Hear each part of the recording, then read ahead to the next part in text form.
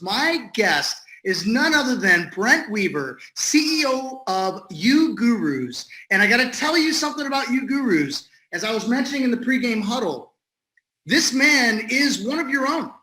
He started from scratch. He built an agency. He built it to 7 figures. He solved all the problems in that agency, sold it, moved on. He'll tell you the story, but now he's on a mission to help 10,000 digital agency owners achieve freedom in business and life by helping them, ready for this, own their market. He's got a book that recently came out called Get Rich in the Deep End, teaching you how to pick a niche and how to scale your agency. Who doesn't want to know about that, right? These are the things that we always are talking about.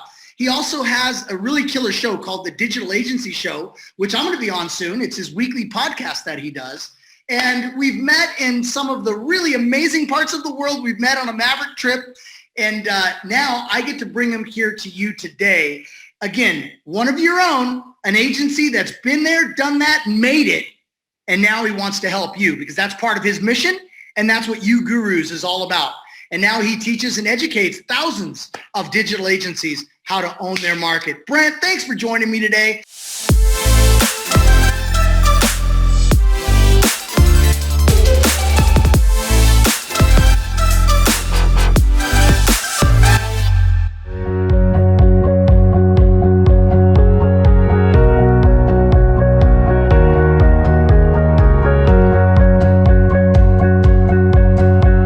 Solved all of the business problems. I think for every problem I solved, I probably created 3 more, but I think that I've been able to work on more fun problems, which is hopefully the goal of us running businesses, right? That you're gonna solve those problems that aren't super fun, and then you get to work on maybe some more fun problems in the future. But dude, I'm here to serve your people as best I can. So, however that works for you guys. It's informal. It's informal. Like you can use slides, not use slides. You can take interruptions, not have interruptions. As you notice, some of us will have your camera on. Come on, don't be too shy to say hi and don't be too high to stay shy. But anyway, put your cameras on. And as you see, we like to engage in this format, Brent. So however you would like, you just let us know.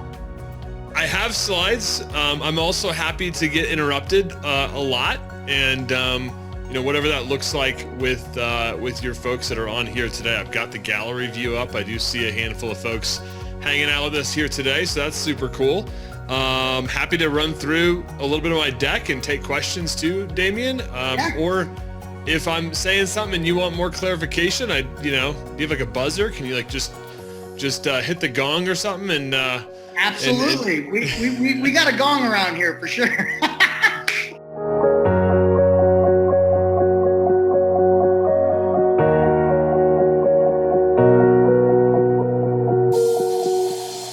But yeah, dude, I'm happy to run through some of my deck for my presentation today, and also happy to take questions on this stuff. Excellent. Well, we're really happy to have you. Thank you for sharing your Friday evening with us, Brent. We really appreciate it.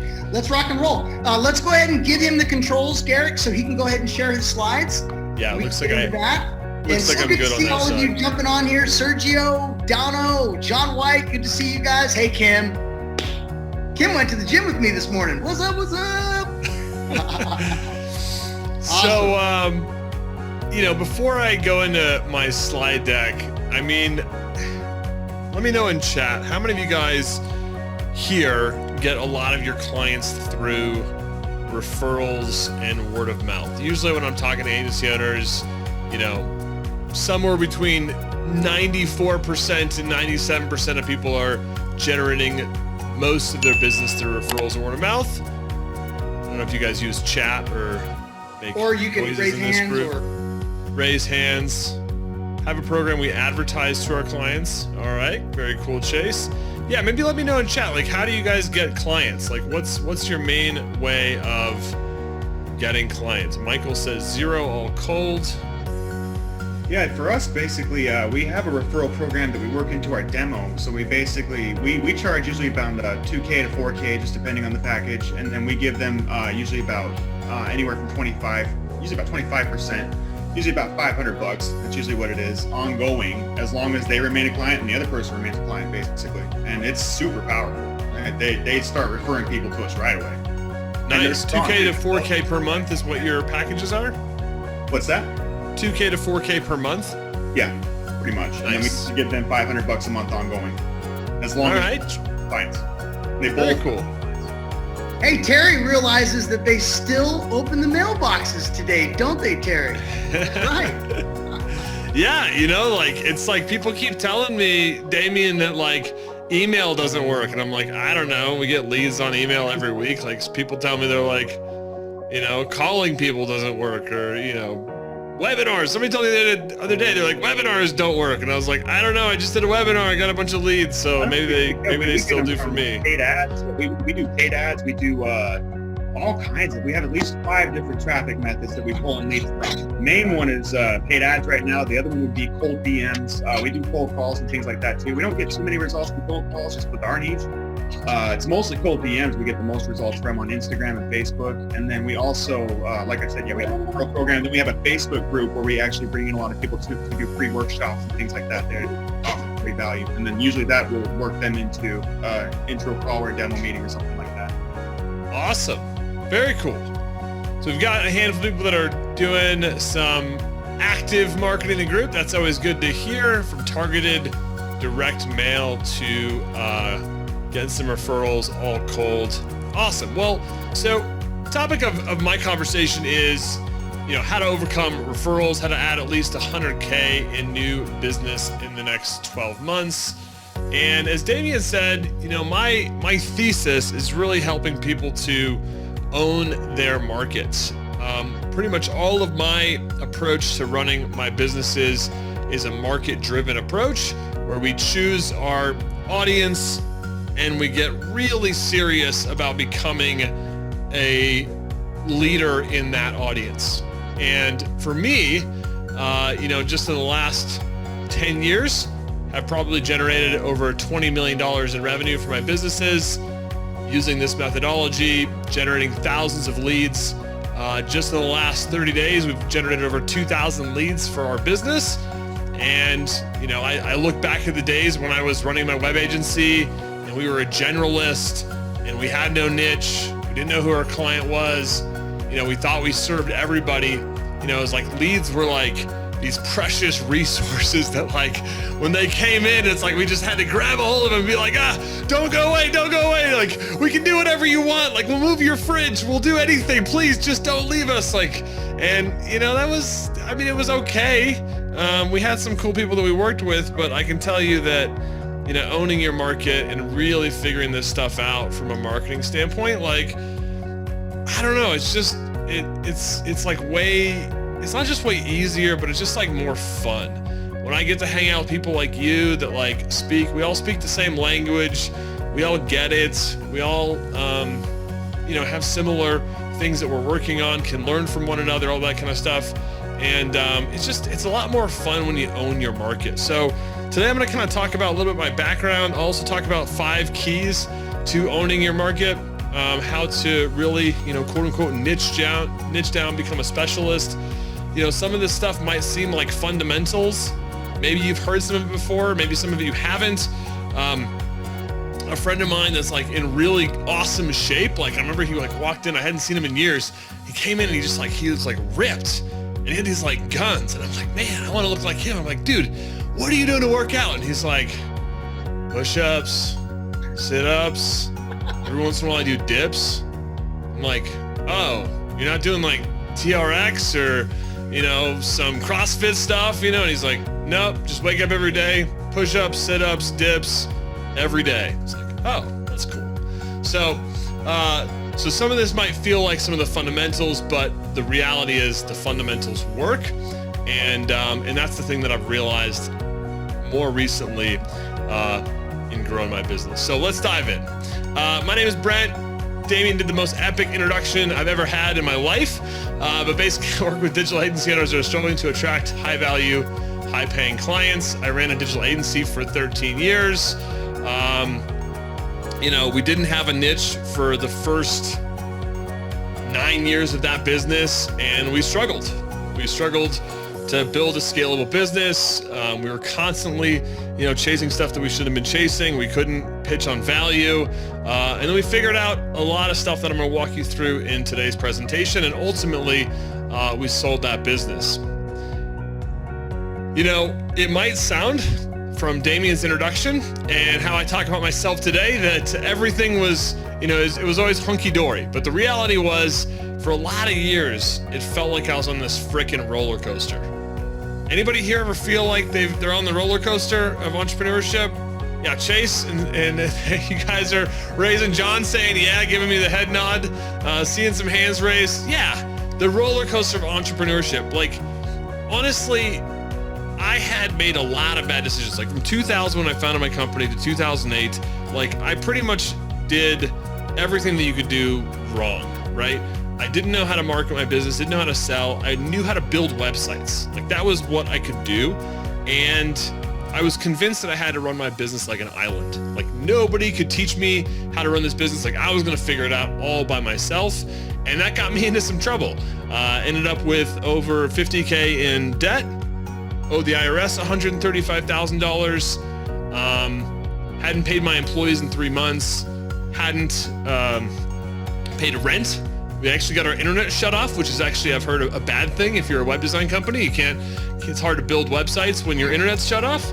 And so it all kind of came to a head when I was literally coming in the office one day and I went to go buy a coffee and I couldn't, like I usually buy a venti drip. I don't know if there's any Starbucks fans in here. Like I know it's just like Starbucks. It's not like really good coffee, but I like my venti coffee. Well, the problem is a venti drip at Starbucks in Colorado costs about $3.13. I went up to the register and I realized last minute I had $3 in my bank account. And this is about 2008.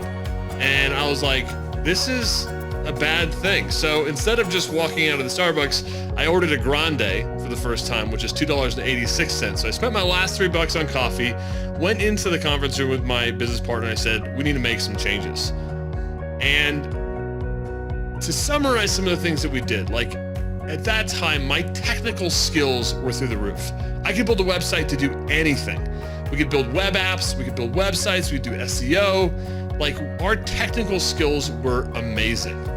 The problem was our business skills kind of sucked when it came to marketing, sales, project management, client management, finance, bookkeeping, sending invoices. Like we just, for some reason, like couldn't even send invoices. Like we'd do work and we'd be like, yeah, here you go, client. This is all this great stuff. And then like, nobody would send an invoice. And like 4 months later, we'd be like, oh man, that one client owes us like $3,000, but we still haven't sent the invoice. So a lot of my journey since then was like, in the conference room that day, we said, look, let's make some changes. We obviously don't know how to run a business very well. We need to go figure this out. And so we kind of went on this journey of hiring a lot of consultants, buying programs. I mean, literally spending hundreds of thousands of dollars bringing people in to train us how to run our business. And the good news is that investment in our own growth paid huge dividends. Over the subsequent years, we started doubling our business every single year. Ultimately, we were able to sell and exit our agency, and we were able to create UGURUS in 2012. And we've been able to educate thousands of agency owners on how to double their income, their time off, and the impact they have on the clients they serve. So our goal, our why, is to help 10,000 agencies achieve freedom in business and life. And we are well on the way to achieving this goal. And that came out of a lot of the struggles that we had in our own business. And this is like a Friday hangout, so I have a few questions that I think might be interesting to answer today. So if you feel like you want to just jump in and like come on mic and answer this question, that'd be awesome.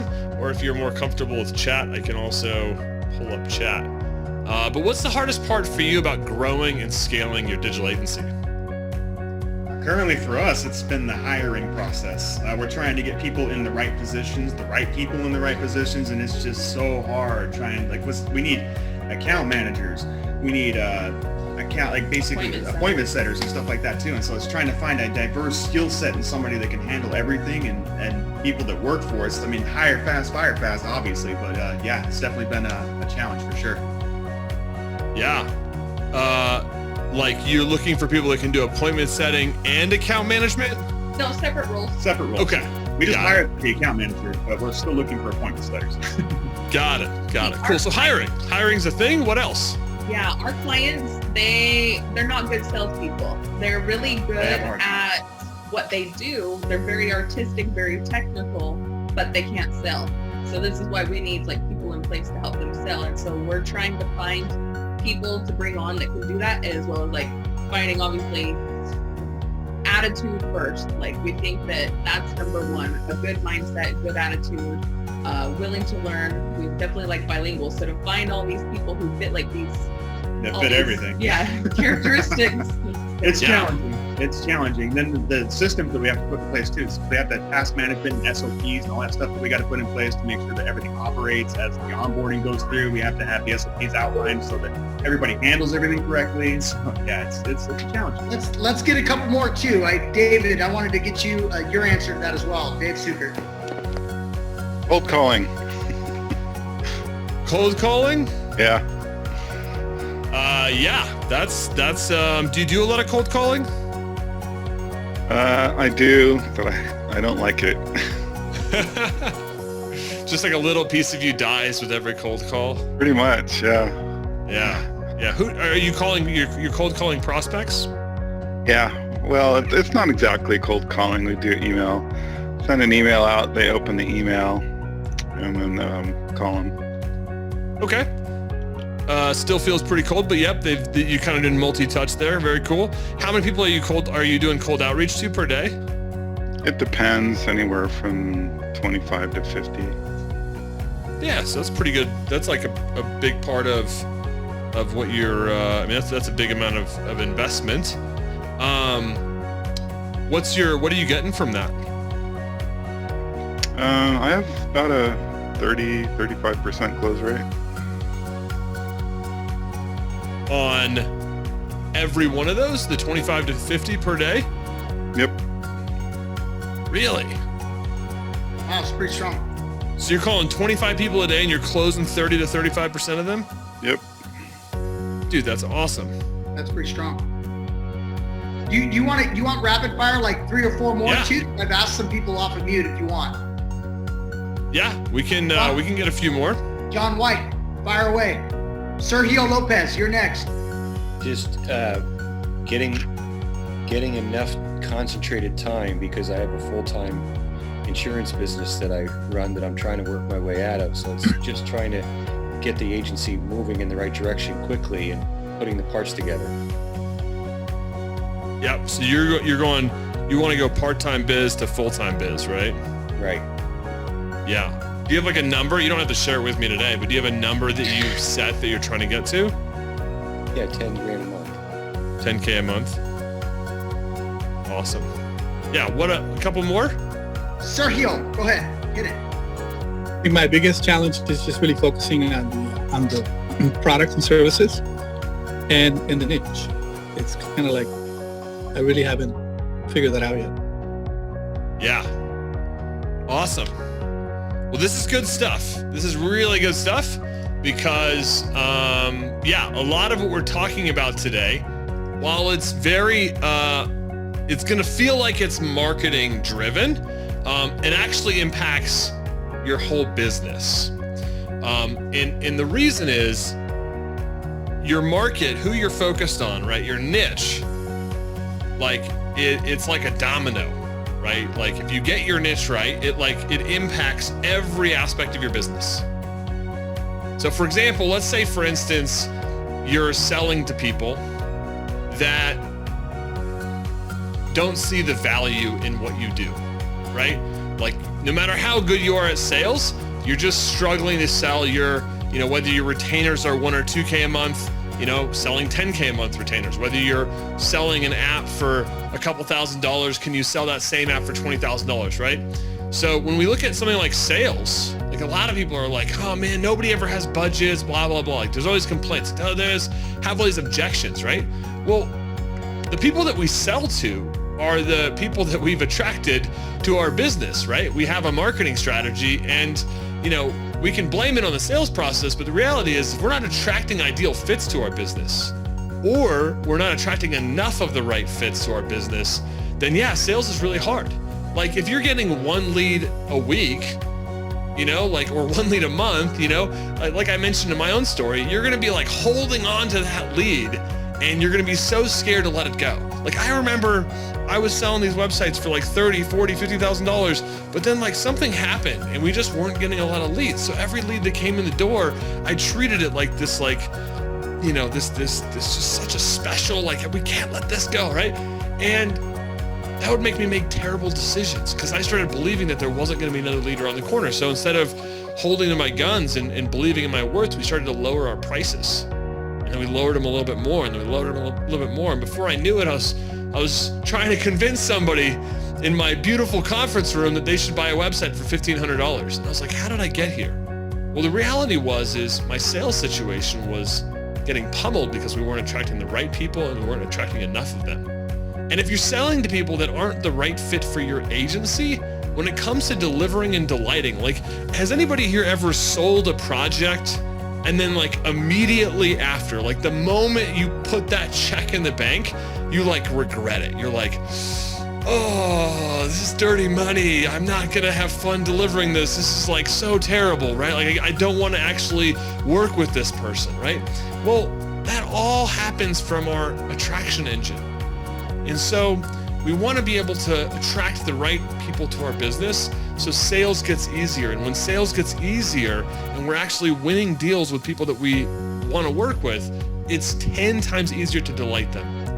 And when your clients start to look similar to one another, you know, Chase, you mentioned building SOPs and building tasks.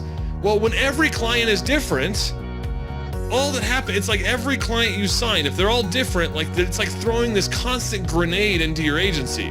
It's like we would build a restaurant website one day or a restaurant app, and the next day we'd get a lawyer website, and then we'd get a doctor website, and then we'd build a custom solar application, and then we'd build some other new thing, right? Every day we were reinventing the wheel. And so creating SOPs was an absolute nightmare. It was absolutely a nightmare. And hiring people was a nightmare too, because people would say like, oh, well, what am I gonna do in this job? And we're like, well, today you're gonna do this. Depending on what we sell next week, you might do something totally different. So there's obviously a lot of topics around this this model today. This is our agency freedom model here at UGURUS. Today we're gonna really talk about funneling leads, how to get more of the right people in your business, but everything that I'm talking about today impacts all of this other stuff. You know, if we're not attracting the right people to the business, then nothing else works in our system. We cannot scale complexity. We need to make choices in our business, and we'll walk through a couple of choices that I'd love to see y'all make to make your business more scalable. And I think if it's more scalable, you're going to achieve more freedom in your business and life. So a couple of problems. Some of this came up today. Some of it is stuff that I've just been thinking about and talking about for a long time. One is a lot of businesses are surviving on referrals and word of mouth. Now, a couple of you jumped on today and said, hey, no, cold calling a ton, closing really well. Love to hear that, right? But dying a little bit every time we do a cold call, right? So that's not good, right? So we're really good at it, but, you know, probably would like to have people calling us instead, maybe, right? Another problem is that we don't have market authority. So while we have amazing clients, or we might have people that we serve really well, nobody in our market actually knows who we are. And this impacts our prices. This impacts people's willingness to actually do business with you. It impacts retention. It impacts, you know, when it comes time to make a recommendation to a client, right? Do they view you as a commodity, as a vendor, or do they view you as an authority in the work that you're doing? And a lot of people are working way too hard when it comes to marketing. Like, I haven't made a cold call in a very, very long time. Like, our clients come to us. You know, I'll go out and give a webinar for 500 or 1,000 people, and, you know, a small percentage of them will email me, call me, whatever. People will read my book. People see our Facebook ads. You know, typically we're spending anywhere between $10,000 and $50,000 a month on Facebook ads to promote our own business. I'm out on a bike ride today. I have no idea how many people saw my ads while I was out on my bike ride. But guess what? We got applications, we got people scheduling calls, and I was out doing something else, right? So I don't want to build marketing systems. I don't want to show you how to build marketing systems where you're going to have to be putting a whole lot of time into those systems. So we're going to walk through a couple simple systems today to show you how we do this stuff. Ultimately, though, not being predictable, right? If you don't know when your next lead's coming in, you don't know when your next client's coming in, then you don't know when you're going to make your next sale. And if you don't know when you're going to make your next sale, then, you know, predicting things like your cash flow and revenue and growth become exceedingly difficult. And being able to spend money and invest in your business starts to feel really, really scary, right? Whereas when you have predictability in your business, you can start to create plans. You can create, you know, some goals and say, hey, this is where I want to be. This is where we are today. This is where I want to be. And you can create actionable lists to get there. Now, I don't just talk about problems. Let's talk about some opportunities, some fun things that we can accomplish together. One is create a full prospect pipeline for your business, for your agency, to start signing raving fans. You know, I'm sure we've all signed a referral before. Referrals are great. You know, John White gets a referral, right? Somebody says, hey, John White's the man when it comes to this, right? And the referral doesn't know anything about John White, but he knows that he was referred. He shows up to John White's inbox and says, hey, so-and-so referred me. Like, I heard you do great, blah, blah, blah, right? And there's a little bit of trust and credibility, and it makes sales a little easier. But then there's raving fans. Let me tell you how a raving fan sounds when they email you. It sounds something like this. Hey, Brent, I've been following your podcast for the last 4 years. I've listened to every episode. That's over 200 episodes. Yeah. I've read all of your emails that you send me 3 times a week. It's the only email that I still open and read every single week. I've been saving up and budgeting to join your program for the last 2 years. And I've got 5 friends that have done your program and they love the results that they've gotten. I'm ready to go right now. And they throw their credit card at me. That's a raving fan. Very different than a cold call, right? Very different than a cold call. So we want you to start signing raving fans. I think raving fans are a lot more fun to work with. It starts the relationship just on the right foot when somebody pelts you in the head with a credit card. I just think it's a beautiful thing. And you get to work on more fun problems, right? Like finding leads. I'm not going to say that problem ever goes away, but like, it's not the most fun problem to work on, right? Creating an amazing culture for your company is really fun. Getting your clients unbelievable results is really fun. Being able to work with clients you love, being able to create meaningful work that actually makes a difference in the world, these things are fun. Being able to build a vision and being able to see that vision come to life, these things are fun. Figuring out where your next client's gonna come from so you can pay rent, not super fun. So we want to create scalable momentum for you in your business. And by doing that, it's like this flywheel effect that Jim Collins talks about in his book, Good to Great, where we're pushing on the flywheel, and the more consistent we are in terms of our market and our message and our offer, the more momentum that we gain. And when we are gaining that momentum, certain things in our business start to flow a lot better. Like when we get a new client that signs up with one of our agency programs, like we're not reinventing the wheel. Like we've already worked with 1,000 agencies just like that person. We have scripts and processes and SOPs and team members and seats and all of this amazing stuff. Like the next agency owner we sign, it's not like we're reinventing the wheel for them. We're able to leverage intellectual property. We're able to leverage processes and frameworks to help that person succeed. And that's what we want with all of this stuff, right? So when we talk about niching, like it's not just about marketing more effectively, it's about creating scalable momentum. So we're going to use the niche word. Why would scaling in a niche help your agency? Now, I'm not 100% sure how many of you are hyper niched and how many of you aren't, but I'm interested to find out. So why would scaling in a niche help your agency? We basically started our niche because, we started all over the place. We started out trying car dealerships. We started out trying to get ketamine clinics and things like that. We called e-commerce stores. We tried everything and signed a couple clients under that. But our first client ever was a scalp micropigmentation artist. They basically help with hair loss solutions, and we wrote it off at first. Didn't really think a lot about it. Didn't really know a lot about niching down. But it wasn't until like last October when we officially niched down as far as we could and just started focusing on just them and how we could deliver for them and what their needs were and what they were having problems with. And then ultimately we ended up signing, we signed 5 just in the last month. So Dude, that's awesome. Sure. Like, we weren't sure if there was any money in it because it's kind of a smaller niche. It's kind of they're a niche within a niche pretty much. And so yeah, there's less than 10,000 of these people worldwide, and we know because we have all of their phone numbers and emails.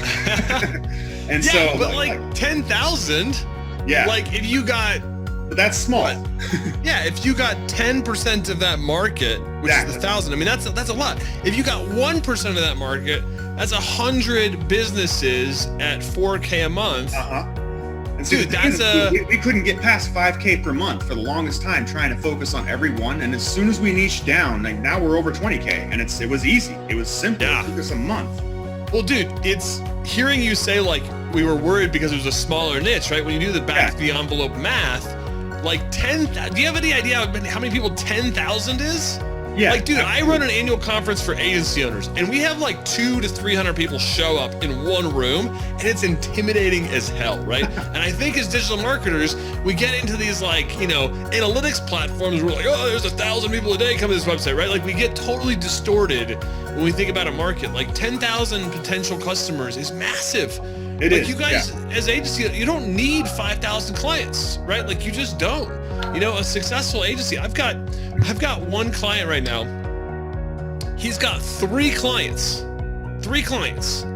He's doing close to $2 million a year. 3 clients, $2 million a year. Right now, it's a little risky, right, to have all your eggs in that basket, right? But like, it's getting to $1 million business is really just math. I mean, it sounds crazy, right? But like, if you have 10,000 people in the market and you get 1% of that market and you've got 100 of those clients, all you need is those. You actually don't even need that. You need 84 of those clients to pay you $1,000 a month, or you need 40 of those clients to pay you $2,000 a month, or you need 30 of those clients to pay you $3,000 a month. 30 of 10,000 to pay you $3,000 a month. Like that's not that crazy, and that's one of the benefits of scaling in a niche. You got 3 answers here as well to your question. From John White, easier to create momentum. From Dave Sukert, all the problems are the same. And from Josephine, demonstrate that I am the expert in that niche allows us to leverage learnings, case studies, and social proof. Perfect. You guys are getting this stuff. One of my clients, Scott and Craig, before our program, they had no niche. They were waiting on referrals. Now they have a niche. These guys just published their first book in their niche. It took them 2 years to gain the momentum that they need, learn all the stuff they needed in their market. But like even when COVID hit and their niche was hit hard, they went out there and they doubled down on serving their market and delivering value, and their business is exploding. And their niche is so obscure, like I can't even like explain it to you. They help organizations that do in-home care for people with developmental disabilities, and they help these organizations find, retain, and grow their employee staff. Like, I don't know. I have no idea what these guys do on a day-to-day basis, but the reality is they're the experts in that niche. They own the market. So let's talk about the 5 things that I showed Scott and Craig how to do to own their market. Okay, so these are those things you probably want to write down. If you guys have questions about this, if you want to use that raise your hand feature or just interrupt me, or if somebody has like a bell or a gong, like I'm happy to answer any questions or go deeper on some items or less deep on others. Chase says, let's go. 100%, dude. All right, number 1 is find your high value audience that's easy to reach. So when I was a kid, I went fishing with some friends, and I had a pond near my house. And we went down to the pond and we stayed outside in the Texas heat for 5 hours, didn't catch anything. Finally, right before we left, I caught a minnow. And it was like the most sort of semi-exhilarating thing that had happened all day. It was really sad. And like we catch and release, like we put the little 2-inch fish back in the water, right? And I swore off fishing for the rest of my life. I'm like, this is ridiculous. It's a complete waste of time. And it wasn't until I was like 16 years old. I was at a family reunion up in Colorado, near Estes Park, and some of my cousins wanted to go fishing, and I'm like, that is such a lame waste of time. Nobody's gonna catch anything. And they're like, no, we're gonna go to a stocked mountain pond. You're gonna catch a ton of fish. It's gonna be great. I'm like, what are you talking about? So we go up to this place, you gotta pay a fee to get in, and within 15 minutes, I catch this like 2-foot mountain bass. Catch and release, put it back in, another fish, another fish, another fish. Within 2 hours, I'd caught like almost a dozen fish. And I'm like, this is crazy. I went back and I'm talking to my dad about it. I'm like, fishing's great, it's awesome, it's amazing. My dad's like, well, yeah, that's a stocked mountain pond. I'm like, what are you talking about? He's like, well, it's somebody's job to go to that pond and make sure there's tons of fish in the pond. And I was like, that's kind of crazy. And as I started my business, of course, I forgot every lesson that I'd learned growing up, and I had to repeat all my mistakes.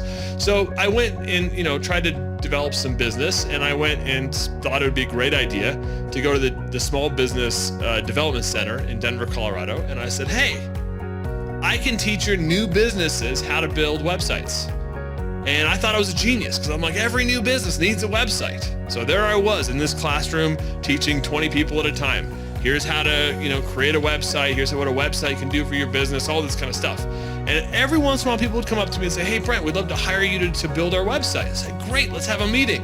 What's your budget? And they'd say, $500. I'd be like, I can't help you. Like, it's just not worth it. Like, go sign up for a free website with GoDaddy. Like, it's not worth it. And I started believing after a while that nobody had any money for websites. See, the problem is I wasn't in a high value pond. See, yes, every new business needs a website, but the reality is most businesses, not all, but most don't have any money. In the United States, there's about 28 million businesses, give or take 10% at any given time. 80% of businesses that do not have employees have annual revenues of less than $50,000. This is your self-employed personal trainers, your financial planners, your real estate agents, right? All these people that don't have employees, 80% of them aren't making very much money. When we take businesses with employees, and there's about 5 million businesses with employees, there's about 23 million businesses that do not have employees. When we look at businesses with employees, on average, they have annual revenues of 3.6 million. Now there are fewer of them. There's 5 million of them versus 23 million, but on average, their annual revenues are 3.6 million. Why is that important? Well, because it turns out there's this thing called the 7% rule, which says businesses on average spend 7% of their revenue on marketing and advertising. Some industries spend more, some industries spend less. Like restaurants, for example, location is a really big deal. So they might not spend 7%, but they still might spend 2 or 3% of their annual revenue. They might spend more of their revenue on rent and things like that to be in a prime location. My business, like we're super virtual, consulting, coaching, highly profitable. I spend a lot more than 7% on marketing and advertising. So which business has the budget? Businesses with 50K annual revenue or businesses with 3.6 million? Well, turns out the business with 50K annual revenue has $3,500 a year to spend on marketing and advertising. So when these people would come up to me and they would say, I'd say, hey, how much do you have to spend on a website? And they'd say $500. Like, they weren't being jerks. It's just that simply, if I went to them and said, hey, it's going to cost you $10,000, and they laughed me out of the room, like literally I was asking them to spend 3 years of their marketing and advertising budget on one project. And I started going to these businesses with multi-million dollars in revenue, and like sales and everything just got way easier. Like I'd go and pitch a website to them for 50 grand plus a 3K a month retainer, and they'd be like, yep, sounds good. Just bring bring the proposal to so-and-so, our controller over in finance, and they'll get you hooked up with a check today. And I'm like, what the hell's going on? The reality is this stuff matters, right? Like how much revenue a business does matters. Problem is I was hanging out in a pond full of people that had 50K or less in revenue. They weren't bad people, they just were less far along. So we started making changes to our strategy.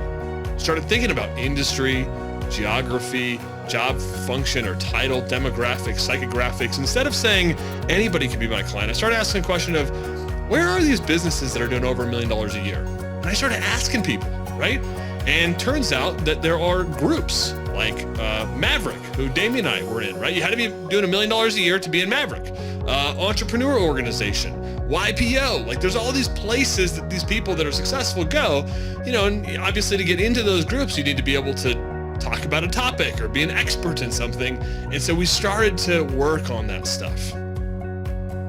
I love that Chase brought up hair loss solutions as a niche, because there's like so many niches out there. Like there's literally thousands and thousands of niches. One of the best downloads we have inside of our community is a spreadsheet that has like 10,000 niches on it, right? But these are just some of the underserved and profitables that start with the letter A, like asbestos removal. Like, is that sexy? Like, no.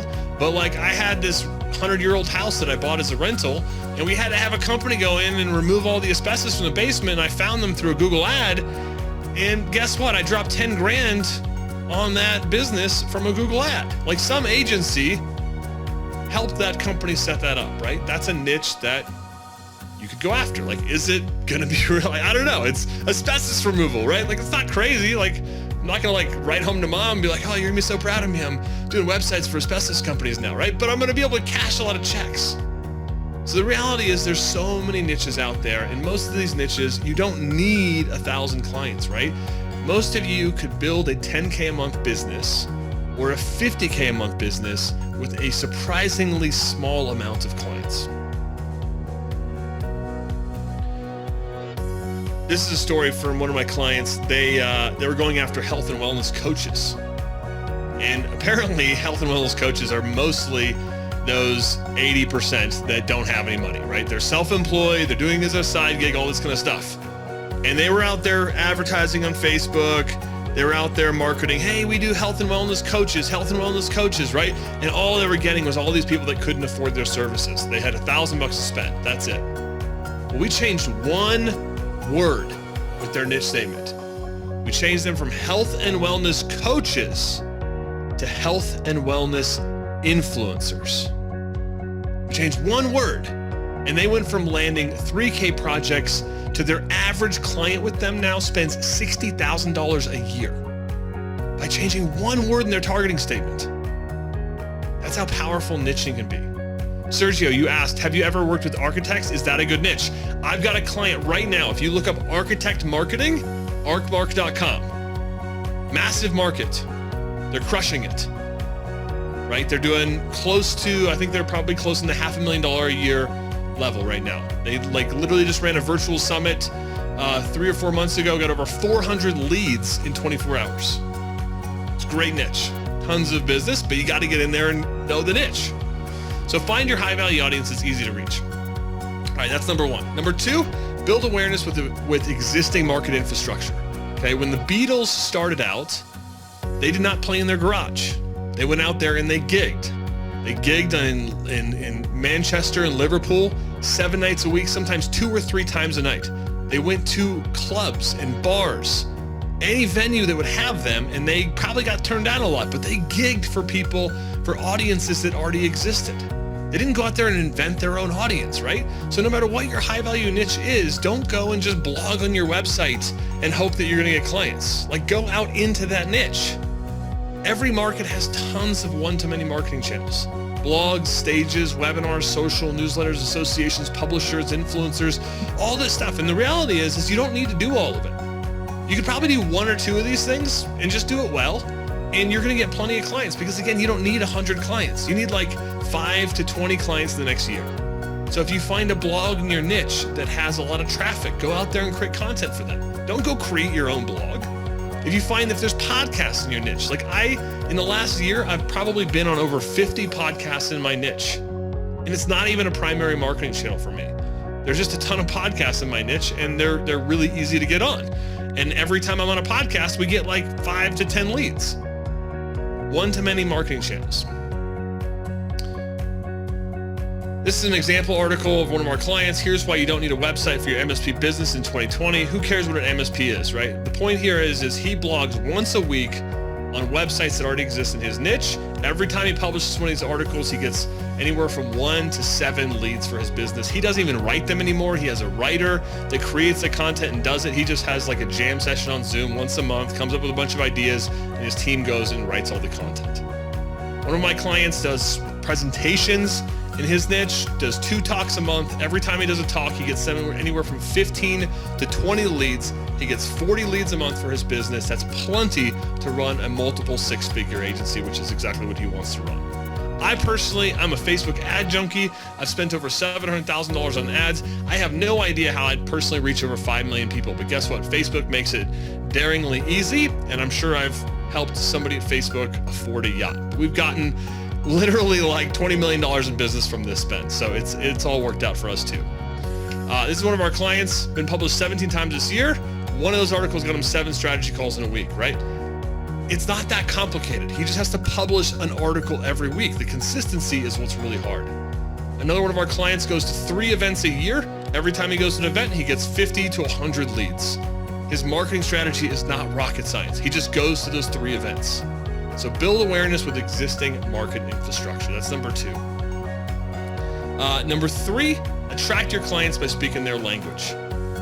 If I go to my kids and I yell at them like, Phoenix, which is my son's name, like, clean up your room. It's like I could be standing 3 inches from him and he like does not care. He's like off doing whatever, right? The second I say, hey dude, if you clean up the entire house, we'll go to Target later today and pick up a new Lego set. Lego set? What Lego set am I gonna get? Oh my gosh, I want Legos. Can I get the new Ninjago Lego? Oh my God, I'm so excited about this, right? And before you know it, the entire house is cleaned because I talked about something that he gives a crap about, right? Problem is most of what we do, like, our clients don't care. Like, you guys probably don't really care about coaching paradigms and how to create training that people actually go through, and, you know, community dynamics. Like, the things that I think about at a professional level, like, aren't relevant. You guys run agencies. You guys are trying to get clients. You guys are trying to get sales. So I talk about that stuff. I don't talk about stuff that I do in my work. Customers don't care about your solution. They care about their problems. That's it. End of story. So stop talking about your solution unless you put it in the context of your client's problems. One of the things we have our clients do is this thing called the diary exercise. If you guys haven't done this before, you know, Chase and you guys with the hair loss solutions people, right? I mean, I highly encourage you, like, write a diary entry for your clients and get in there and really think about, like, what keeps them up at night. And I promise you, it's not your solution. Like, somebody's not sitting there. Like, I had to realize one day that, like, my clients did not care about their website. What they cared about was more leads, more customers, less employee headaches, higher value, you know, more transactions per customer, you know, not being so overworked and frustrated, right? And so by doing the diary exercise, I started getting clear about what they really cared about. Yeah, client avatars are another version of this, right? One of the things that I tell people to do is take your top 3 most profitable services, think about your ideal customer, think about their top 3 problems, and just marry those things into content, right? So if you do, you know, mobile apps, and the big problem it's solving is helping your clients sell more stuff to their customer, right? You never talk about mobile apps unless you talk about it in the context of helping your clients sell more stuff, right? So always talk about your services in the context of a problem. All of your content should follow this format of hook, build, payoff. If you guys want this, I'll give you some instructions on how to grab these worksheets later, but always hook your audience with something they care about that's relevant to them. Build tension, you know, pull their guts apart, man. Like, make it really hurt on why they need your thing, and then give them some direct benefits and calls to action for them to take that next step. This is one of our clients' landing pages. Servon helped us double our property management business in 6 months. Like, I'm not a property manager, it doesn't matter, but if you were a property manager, this page works. We also have a 7-step authority framework. I'm not going to go into this just for sake of time, but if you guys want this stuff, I'll give you some instructions on how to get that later. So attract your ideal clients by speaking their language. Whisper the right things in the right places, and you're going to find people are going to start coming to you way faster. All right, build your own authority. I've got 2 more key takeaways from today. One is build your own authority. If you're brand new to a niche, I can't remember who said it earlier, but they were, they're thinking about a niche. They're not sure what their niche should be. The number one thing that I hear from people is when they choose a niche, they think that they are not an expert. They're like, there's no way I can publish content. Like, I'm just not an expert yet. Nobody is ever going to come and crown you. You have to crown yourself. You have to decide one day that, like, Dano, you're expert in your niche, like go out there and crown yourself and go out there and talk about it, right? Terry or Fed or Michael or Matthew, right? You guys, like I'm ordaining you today that you are an authority in your niche, and I'm giving you permission to go out there and produce content on what you currently do in your business. This is an exercise we have our clients do. It's called proof points exercise, where we just go through and unpack stuff that you can use as authority points when you're talking about what you do in your market.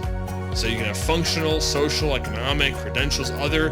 Basically, when you get on stage, when you start your article, you're going to use some of these proof points to establish that you're an authority. Damien, is it cool if I tell people how to get these worksheets? I know this is your Friday happy hour thing. I don't want to like give people a call to action. I'm kind of scared to, but okay. All right. So if you guys want this, this Own Your Market Field Guide, I'm going to stop sharing my screen, go to this guy for a second.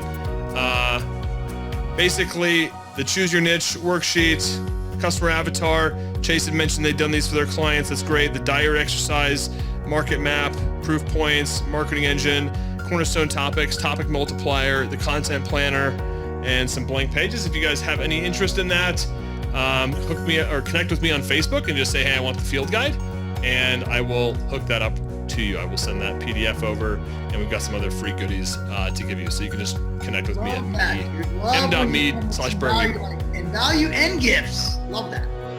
There you go. I'm just going to throw that. I don't know. Maybe you can throw my Facebook link in chat. I've got it here, actually, Damien. Okay. There we go. Love Facebook. Give them all your data. All right. So I mentioned the thing about the articles. So this is what proof points look like, right? Like this article became #1 on a website called Hacker News.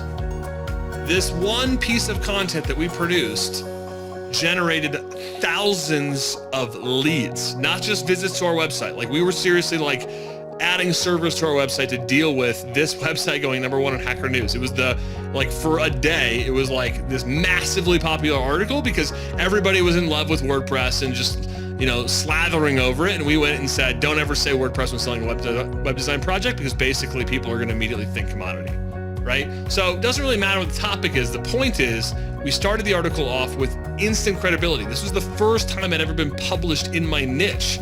So I had to say to people, look, I've pitched over 1,000 deals. I've closed several $1 million in website deals. Like I had to say that stuff up front so that people listen to me. So don't think that people are going to go and research you. Every piece of content needs to start with authority. On our website, for example, we've got an entire page, ugurus.com/results. It literally is like an infinite scroll. Like there's just results, just forever. We always show people other brands that we've been featured in. So if you are the king or queen of your niche and you've been on blogs and podcasts and whatever, like bring all those brands to the forefront, because people see that. And if they're in your community, if they're in your tribe, your group, they're going to see those logos as indicators that other people trust you. And that's super important. Like one of my clients, midstream marketing, they work with financial advisors. Like, I don't know who Advisor Perspectives is. I don't know who Wealth Management is. Like, doesn't matter. But if you're a registered investment advisor, like you care about this stuff. So build your own authority. Don't expect somebody else to do it unless you're presenting on Damien's Happy Hour Fridays, because he does an amazing job at hyping us up, right? So unless you're on this show, everywhere else, build your own authority. All right, last thing, acquire leads with appointment funnel. You guys are agencies.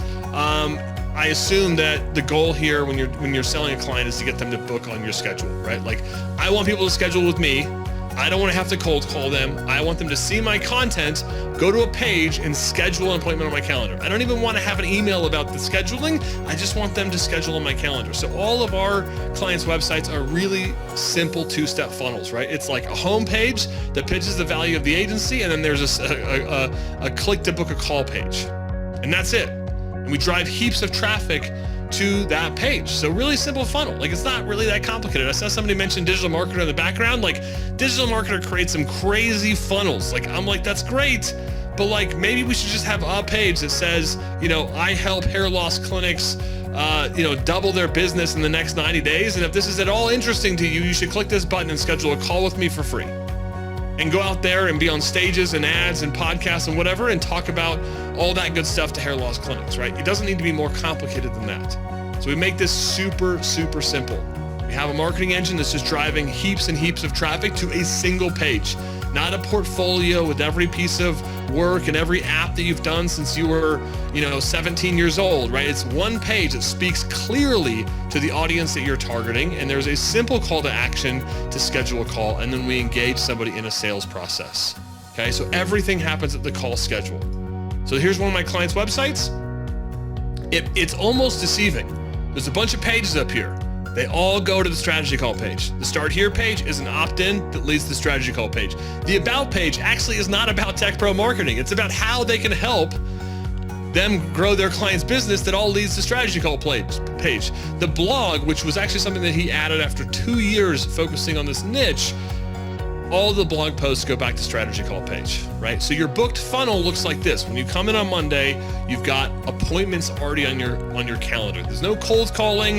There's no pounding on people that have no interest in what you do. They've all read your content. They've seen your ads. They've seen your stuff, and they're scheduling on your calendar. People are starting off the year. Hey, wow, in January, I've got people booking on my calendar because they're out there generating traffic in December and they're getting those leads on their calendar. So we want to build fully built bridges into your business with an appointment funnel. Simple two-step funnel.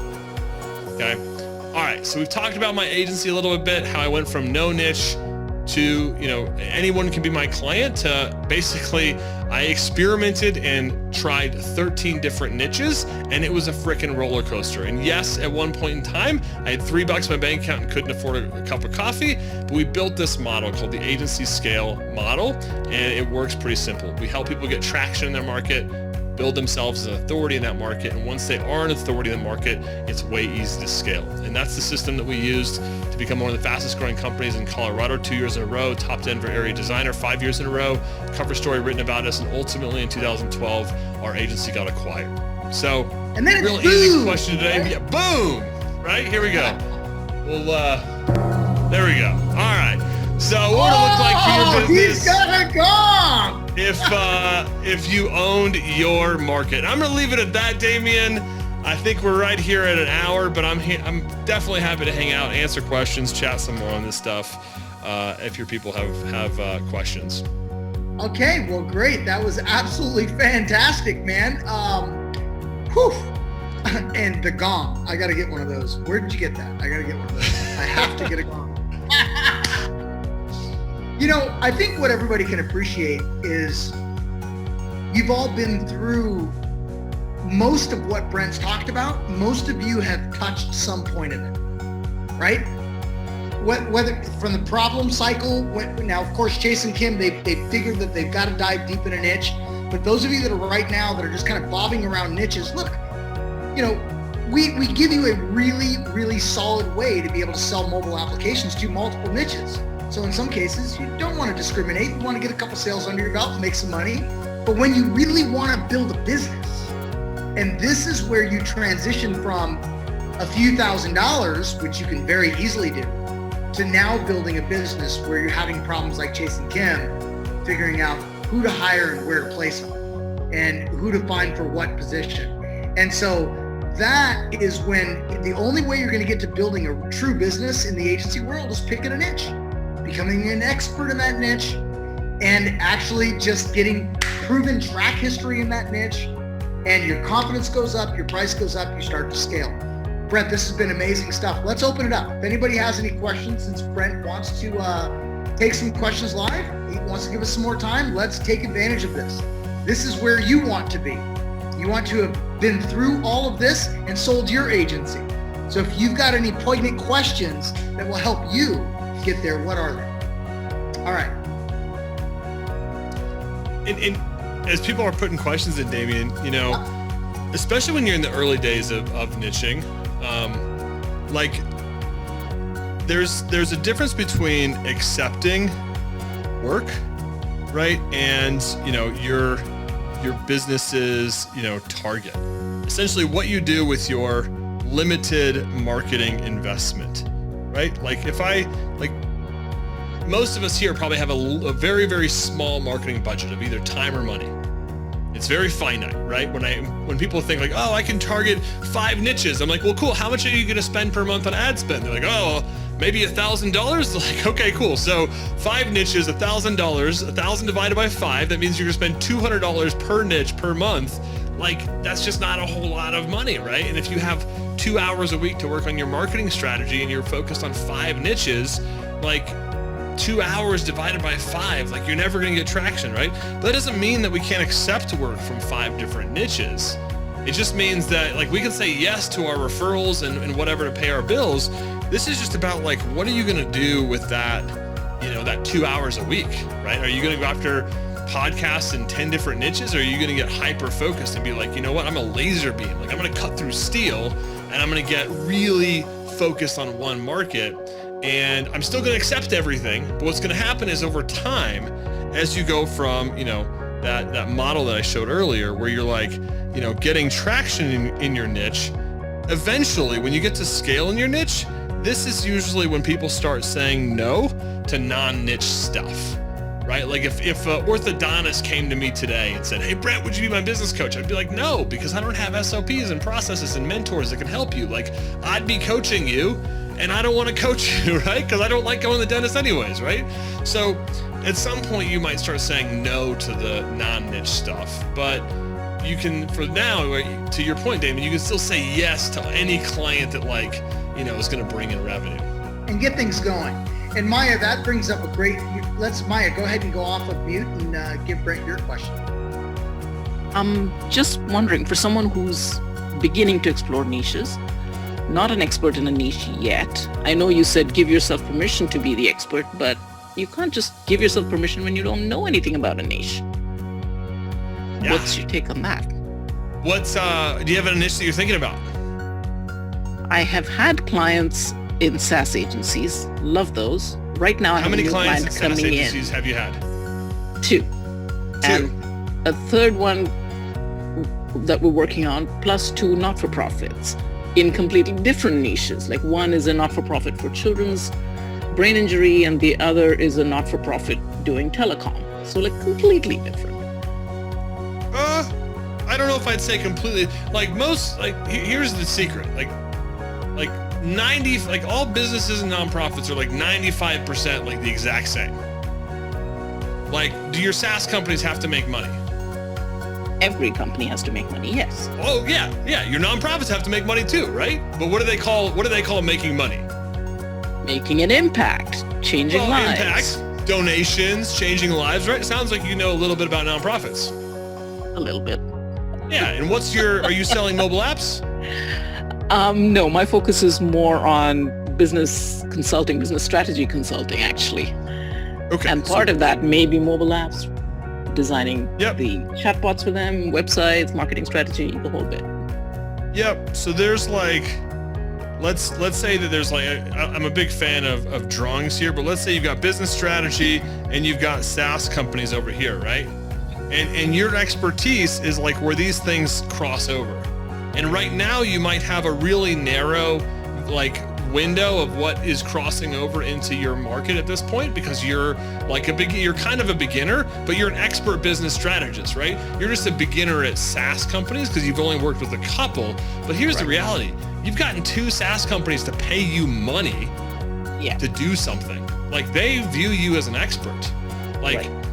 And if they view you as an expert, possibly other people in a niche would love to get that same information that you helped them implement.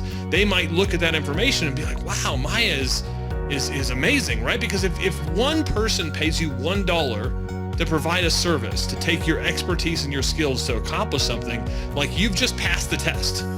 You're now an expert. You can do stuff, right? So the bar doesn't have to be super high for you to go out there and start sharing your experience of what you're learning and what you're doing, right? The biggest mistake that people make is they compare themselves to people that are really far along their journey, right? I'm sure there is some business strategist out there that's been working with SaaS companies for 3 decades or something, even though SaaS companies like weren't around, right? There's somebody out there that's been doing it longer than you, but that doesn't matter, right? That you have a different worldview, a different perspective, a different take on things. And honestly, some of those companies that are further along than you in your market have a competitive disadvantage, which is that the owner is not going to be the one that's out there creating the content and working with the client. So, Maya, you can leverage that competitive advantage and say, you know what, people are going to work directly with me. They're going to get my perspective and my experience. And so go out there and share that experience, right? And, what's going to happen is it's like riding a bike. Like when I first started riding bikes, like it wasn't pretty. I had an interest in it and I started getting some results. And so I kept doing it, and I kept doing it, and I kept doing it. And so what's going to happen is you're going to go out there and you're going to start sharing content. I promise you, I know I said I was going to ordain you as an expert today, and you are, right? You've had people that paid you money. Now, if I had never been paid by somebody in a niche, and I have never met anybody in that niche, and I really didn't know anything about that niche, my advice would be go jump in the deep end of that niche. Spend $500 and go to a conference. Talk to people, right? Call up people that run those businesses. When I first started coaching digital agencies, I offered my coaching for 6 agencies for free for 6 months. I convinced 6 agencies to basically do an hour call with me once a week. And I said, hey, you're not going to pay me, so you can fire me at any time. I've got no guarantee, but let's have a call once a week and we'll see what happens, right? Turns out I completely transformed every one of those businesses.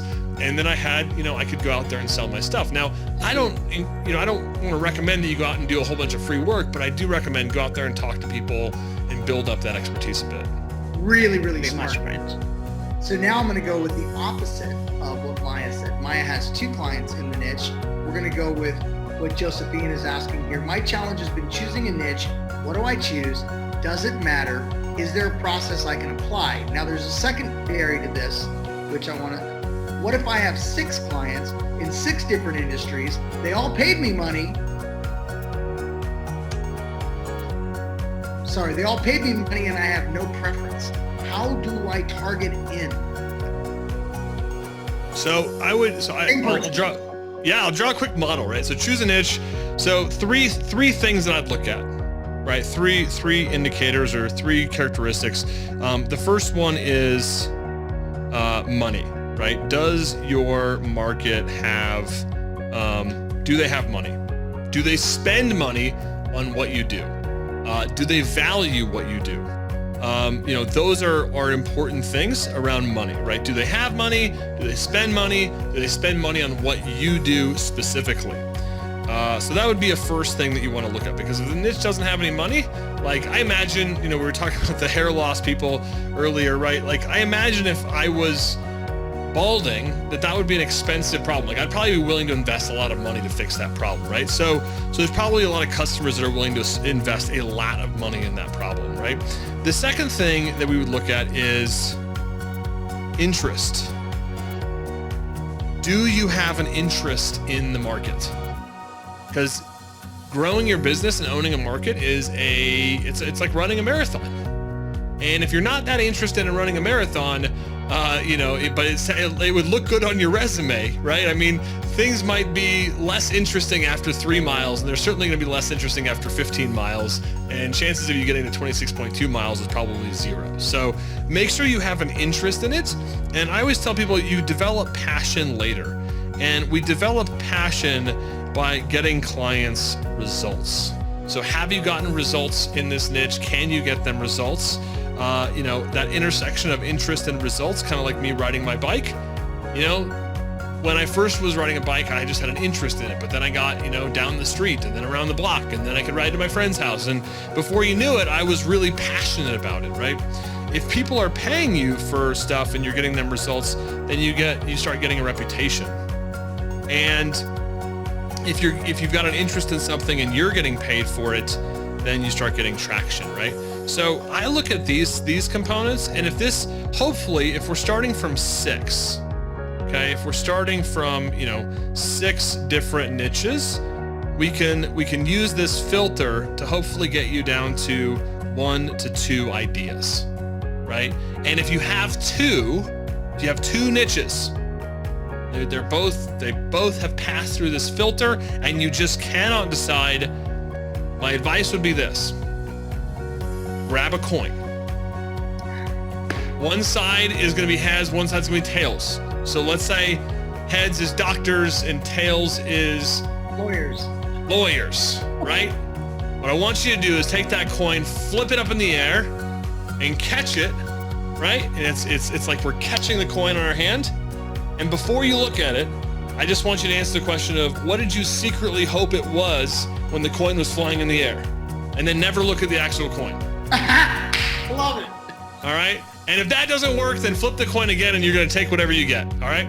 But the reality is this, I'm not going to say that what your niche is doesn't matter, but as long as you have an interest in it, you're getting paid for it, and you're getting people results, it's this flywheel effect. Like, you start getting this positive feedback loop of people start to say, like, wow, you're really good at what you do. And that's like, that feels good. And the further you get down that path, like, the more people tell you that what you're doing is really good and impactful, like, the more you're going to lean into it.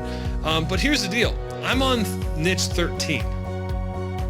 You know, like, you might not put a ring on the first niche that you go after, or the second niche, right? Like, you might need to date a few niches, right? I'd encourage you to only date one niche at a time. I mean, I know there are some people that are like hyper players and they want to go out with 10 girls at the same time, or 10 boys, like whatever, like, that's really complicated life. So is going after 10 niches simultaneously. I'd prefer you to think about it like dating. Like, go and date a person and see if it works. And if it's like clearly not the right fit. So I'm from Colorado, and Colorado was one of the first states to legalize marijuana. And when we were running our agency, so when we were running our agency, we were like, oh, genius idea. Like, let's go after, the marijuana shops, right? Because it's legal, and like, this is gonna be the big green rush and all this kind of stuff. This is like early days. This is like 2005, 2006, 2007, right? Like, we were going to these meetups where they were trying to get legislation passed, and like, we were early days in that space. And we were going to these like pot equipment manufacturer conventions and stuff, and we started selling to dispensaries. Now, this is before it was recreationally legal. It was just medically legal. There was all sorts of these weird laws in Colorado about marijuana. And a lot of people were coming into marijuana from the not so legal side. And so I was going to these weed businesses, and I went to, we had several as clients, and we were starting to get some traction in the niche. And I went to this one grow facility, and I rang the doorbell, and they asked me who I was, and I went in there, and they opened the door, and I go into this cage, and the door locks behind me, and I'm in a cage, and the door is locked, and there's nobody there. I'm just in a locked cage, and they kept me in there for close to 10 minutes. I don't know if any of you have been in a locked cage before for 10 minutes where you kind of found yourself in that cage very unexpectedly.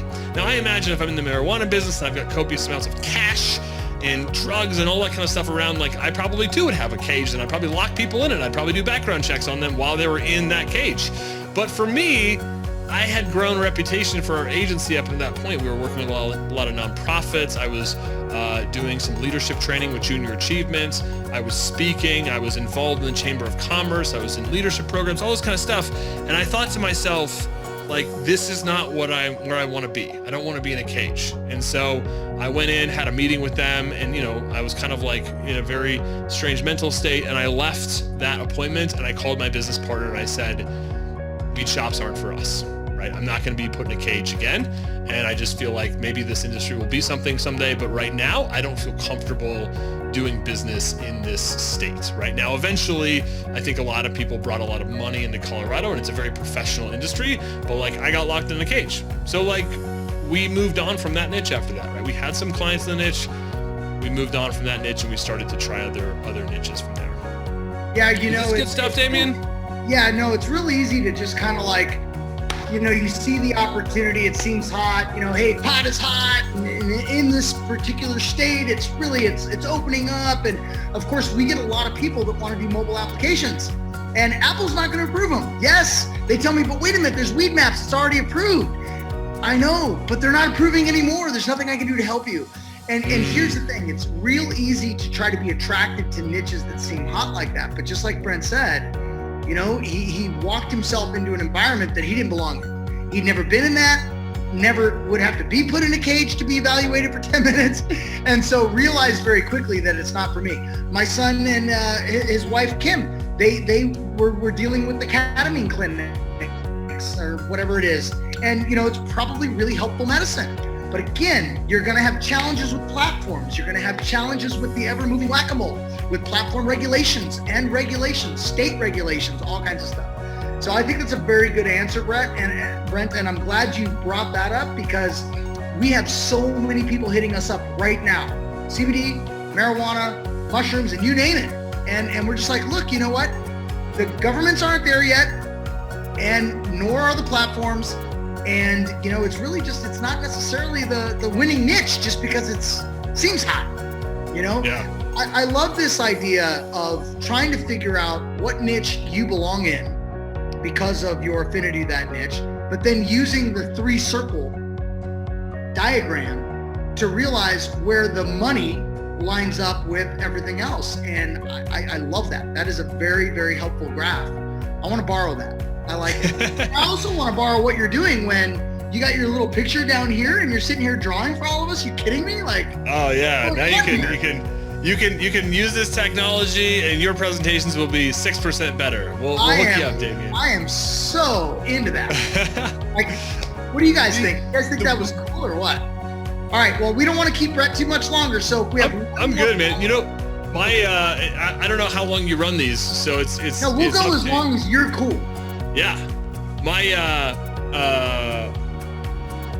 wife and 4-year-old at some point will get home, and I'm sure they will let everybody know that they are home, and that's when like the, you know, those old like comedians or whatever, they'd get like pulled off with the cane. Just have her come right? in and ring the gong behind you. We're all good.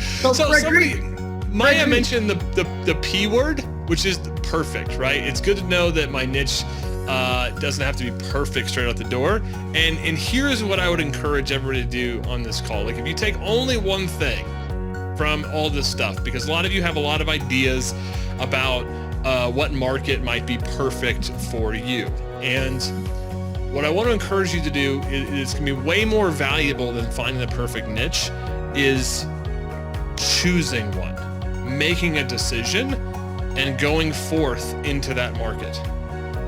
It might be the wrong niche, but there's so much to be learned about niching, about building authority in a market, that even if it's the wrong market, like, you're gonna learn so much about the process that when you go out to your second niche and your third niche and your fourth niche, what happens is the time it takes you to gain traction in that next market goes down substantially, right? Like when we were on, I think it was like our 5th or 6th market, you know, I went from 0 clients in the niche to having over 50 clients in the niche in 6 months. Because we knew how to market ourselves. We knew how to position. When we joined, you know, when we launched UGURUS and started going after digital agencies, I mean, we were a multiple 6-figure business in our first year, and we were a 7-figure business by year number 2. You know, our first 7-figure business took us like 10 years. You know, and our second 7-figure business took us 2 years to get to 7 figures from $0 in revenue, right? Because we understood the principles of niching and had lots of experience of doing it, we understood how it worked, and so we could attack a market with a much more strategic game plan. So just assume that the first market you're going to go after is just like a bad market, but you're not doing it to find the perfect market. You're niching to learn and master the skills of marketing for your business and choosing a market and niching, right? So that's kind of what I would say is anybody that is on the fence, like, it is so hard to get people sometimes to make a decision, and that's why I have the coin flip method. But you're gonna do way better if you choose your niche today and just start running for the next 6 months down that path than if you spend the next 6 months in like market research mode, you know, trying to make the best possible decision. I'm also a high quick start person, so that could have an influence in the advice I give. All right, I have a question from Frederick. And it's how do you value performance-based marketing deals in order to get kick-started in a new niche? And now I'm thinking especially about building up trust, assets, and case studies for the long-term gains, etc. All right. There's a lot there. Is that question in chat? Can you repeat it one more time? Yeah, I'm going to. I think I found it. Yeah, Frederick had a few, and I just wanted to make sure he got his questions answered. It's the how do you value performance-based marketing deals in order to get kickstarted in a new niche? Yep. So let's talk about that one first. Frederick, can you come on mic? Are you on mic today? Yeah. Yep. I am. Yeah. So you're doing performance-based marketing right now? Like you're getting kind of a pay per booking or a pay per lead kind of method? There is performance-based SEO mainly, plus custom mobile apps as well. So performance-based SEO. Yeah. So what are you getting paid for? Like getting their rank up or getting their traffic up? That is based on like Google. That's based on page 1 ranking.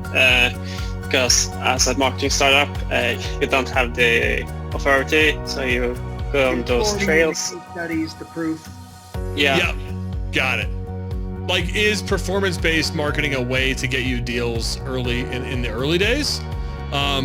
It could be. I mean, I think that the challenge for you with performance-based SEO, and again, maybe your SEO is different than the SEO that like I've been accustomed to, is just the amount of time it takes for SEO to work. And I'd be really freaked out as an agency owner if I was doing performance-based SEO and I knew it was going to take me 6 months to get results from my client, or 3 months. Like, that's a long time to wait for a paycheck. I'd much rather, go in and, give somebody a sweetheart deal on a pay-per-fee basis, unless I knew for certain that I was going to get them a bang. Like the only reason to do a pay-per-result deal is if you know that you can get way more money doing pay-per-result than you could doing a pay-per-fee model, right? Because pay-per-result is super risky. So like the only way I'm ever doing something like that is when I know like if I was a poker player and I like knew the game was rigged in my favor, right? Then I would go play poker. I'm a terrible poker player, right? But if it was rigged in my favor, I'd go do it. Same thing goes with like a pay for performance, is I would only play that game if I knew absolutely sure that I would win, because it's really hard to build a business model on something that there's that much risk, especially when you compound that with SEO, where it might take you 3, 4, 5, 6 months to get results for clients. Like, you're doing all this work for maybe getting paid in the future. And personally, I just am not a huge fan of that model. My advice would be is when you don't have authority in a niche, would be find yourself a champion client, an ideal client in your market that's like not the bottom of the barrel, but like they're an awesome client in that market and they're super well connected to lots of people. And you can go to them and say, look, I'm going to do your SEO for free or for cheap for 3 to 6 months, right? And if I'm getting you results, then in month 7, you're going to pay me. But here's the deal. In order to give me a return on this investment, you're going to introduce me to 3 other clients, and you're going to give me the best testimonial you've ever given for a client ever in the history of the world, right? So I'm going to get what I call a champion client. And champion clients they're not spec work. It's clients that literally are super well connected. So let me give you an example. When we went into the restaurant market, and I signed a restaurant. It was this place called Strings in Denver, Colorado. Noel, the guy that owned it, had been in Denver for 20 years. Pretty much all the top chefs that owned other restaurants in Denver got their start in Noel's kitchen. He knew every single restaurant owner in the Denver metro area. Now, I just happened to move in. I lived across the street from Strings, and I forged a relationship with Noel, and I went to him and said, your website sucks. Your digital marketing sucks. It's not getting you business. Like, you could be so much more busy, and I'm going to do your stuff. I didn't say it for free, but I'm going to do your stuff in exchange for a house account at your restaurant. Now, at the time, I was a really poor early startup founder, and here's this like really fancy restaurant with like really great food. And so I needed to eat. And so I was like, dude, if you give me a house account, I'm going to prove my worth to you. But here's my expectation. I expect you to introduce me to at least 1 restaurant owner every single month that I'm doing this work.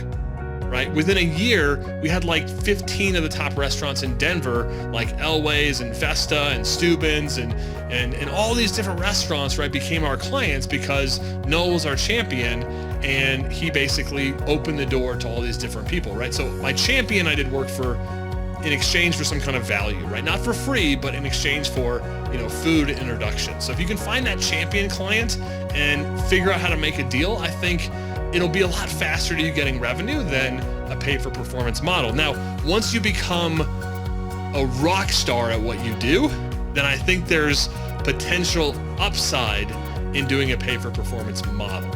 But, that's something that you're going to make, your clients, they're going to get into the deal thinking they're getting a deal. They're going to be like, oh man, this guy's like, he's we're only going to pay him if he gets me leads. And then you just make them like, choke on all the leads that you're giving them, and they're writing you big fat checks, right? But that's the only time that you want to do that kind of model, is when you know for certain that you're going to just crush it and you're going to make way more money than you would getting paid hourly or on a per project basis.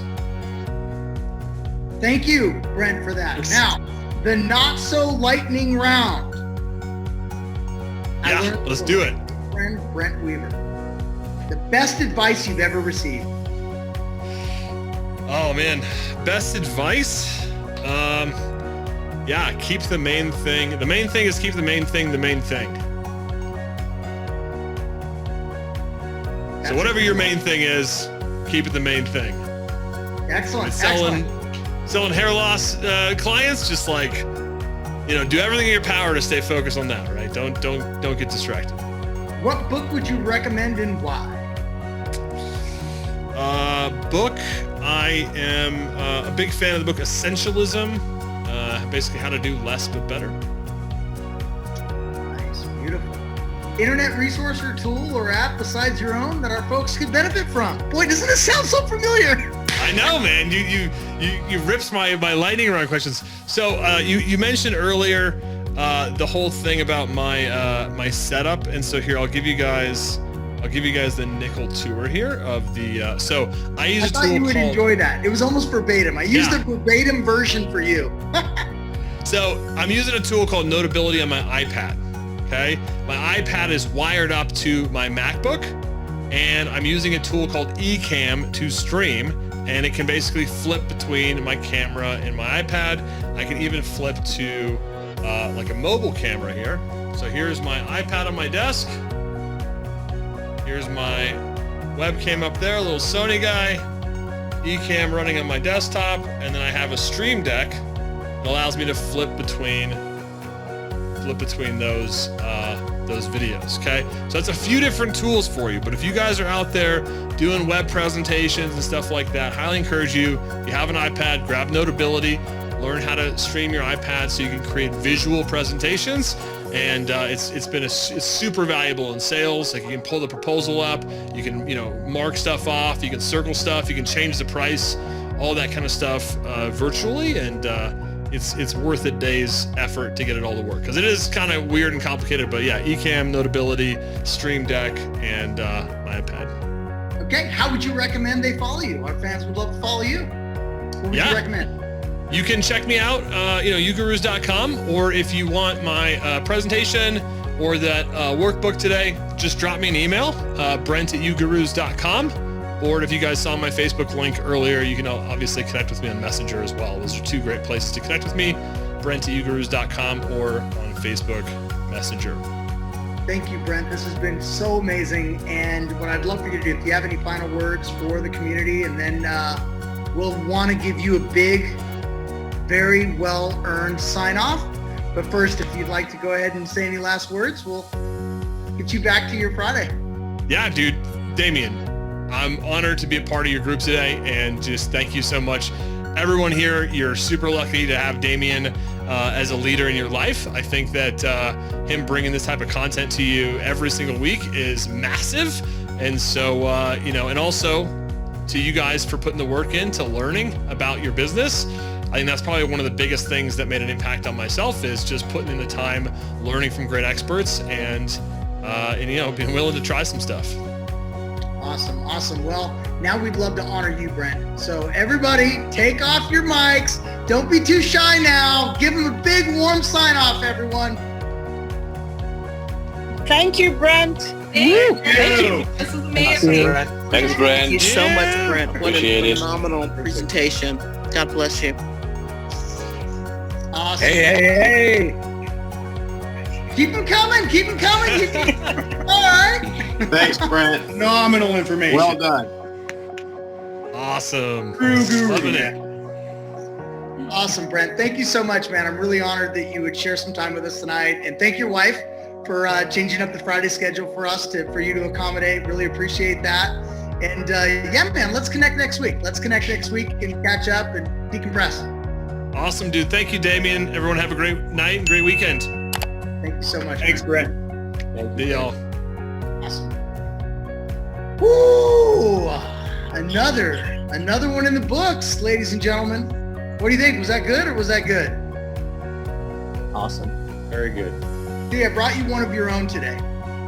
Today was one that, he's built a seven-figure agency. He's sold a seven-figure agency. He's realized all the problems and he corrected me. He didn't solve them all, because one thing that we know for sure is once you solve one, there's the next one coming. The bigger the business gets, the more they come. But that's what powers us as entrepreneurs, right? Problem solvers. But anyway, one of your own that really got to share just how he looked at building a niche. And it's no surprise to me that every successful agency owner that I know, 6, 7, 8, and dare I say 9-figure agencies that I've had the opportunity to meet in my lifetime, they all focus on a niche. I mean, that's the one thing that I can say is really absolutely always true, is they all focus on a niche. And it makes a lot of sense. A few of you kicked up some good reasons why it made sense. It gives you momentum. You know all the problems. You have all the answers. You get to speak the language. All that stuff makes sense. You get the case studies. You get the track history. You get to really understand all the moving parts. And so I would highly encourage you to find a niche, use some different strategies on what niches may make sense for you. Obviously, getting started, hey, sell an app to a restaurant, sell an app to a chiropractor, and sell an app to a gym. Make $6,000. Make $6,000. And then invest in your education on wanting to maybe go deeper in a niche. So definitely if you're just getting started and you're selling mobile apps, hey, by all means, you've got plenty of credits, build the mock-ups, sell the apps. Maybe that's a niche you want. You may not know. So I would say in the beginning, starting out, it's okay to not discriminate. Do business with anybody willing to pay you some money for good mobile tech or for social media strategy or for other things that you do. But you will find very quickly that you are going to want to land your feet on a niche. And you will find very quickly that you will start to get more money with less heartache, with less stress and worries, right? And so you will learn this. It's just all a part of the process. And hopefully Brent today really expanded your mind on how you should look at your agency and how you should look at scaling your agency. Remember that he has a book out there. The book was called Get Rich in the Deep End. And that's all about picking a niche and scaling your agency. It's probably a $15 book. I don't know. It's a book on Amazon. You can go find it. It's called Get Rich in the Deep End. I hope you loved this session today of the Happy Hour Hangout. I would like to open it up to maybe 3 people that want to share wins today, and then we're going to close it off. We're going to close it off so you guys can go back to your weekends. It was a really good session. We went a little longer today with an hour and a half, but I do want to open it up. Anybody want to share? I want 3 big wins this week. Anybody? Well, we signed that not-for-profit, and I have a second not-for-profit about to sign. Yes. Any more details around that? When you say sign, what'd you sell them? What'd you sell it for? And what's it look like? One of them is the one that's going to sign is going to be a freebie in exchange for introductions to all the not-for-profits he doesn't do business with, because he's a not-for-profit serving not-for-profits. The one we did sign is the brain injury thing that basically is going to pay us a couple of $1,000 a month. Oh, beautiful, Maya. Congratulations, everybody. Congratulations. Yeah. All right. Next win. Anybody got another win for us? We've signed so many clients in the last couple weeks. I've lost count, but we've made over 20 grand just since the 1st of May. So there's that. And I just have to make a disclaimer. It has absolutely nothing to do with the fact that he's my son. Please know that. I don't even know what the hell they're doing anymore. I can't keep up. All right, any more wins?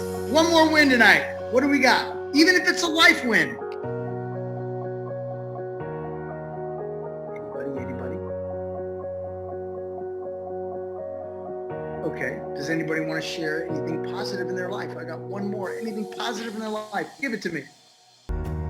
Yeah, I got one. Okay. 2 days ago, I got a client from LinkedIn. It is a French IT company. So that is basically IT support, and then I can upsell them with a mobile app. So. Congratulations, buddy. That's awesome to hear. All right, everyone. Well, I want to let you know that if you want a replay of this happy hour session, watch your inbox, because as you know, we have the GoMobile Prime streaming as a service. So certainly welcome to have it for your own forever. Just watch your inbox. Thank you, everybody, for sharing your time. Thank you for asking great questions today. Thank you for showing up, putting cameras on, or even just audio, or even in the chat. Just thank you for engaging. I appreciate your time and attention, and I love you all. Dano, you're looking buff over there, buddy. Right on, right on. Hey, have a great weekend. What we love to say now, go mobile or go home. Yeah. Take care, Thanks, everybody. Damien. You're very welcome. Have a great weekend.